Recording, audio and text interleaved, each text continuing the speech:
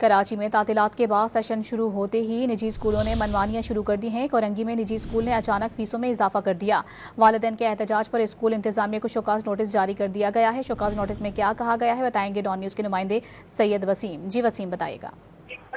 जी, show cause notice में अचानक जो फीसों में खिलाफ ज़ाब्ता कानून के जो इजाफा किया गया उसके हवाले से स्कूल इंतजामिया से directorate of private institution Sindh की जानिब से वजाहत तलब की गई है। इसके साथ साथ कोरंगी में ये निजी स्कूल वाक़ जहाँ पर अचानक फीसों में खिलाफ कानून इजाफे पर वालिदैन की जानिब से शदीद एहतियात जो है वो किया जा रहा है। गुज़िश्ता 2 दिन से ये एहतियात जारी है।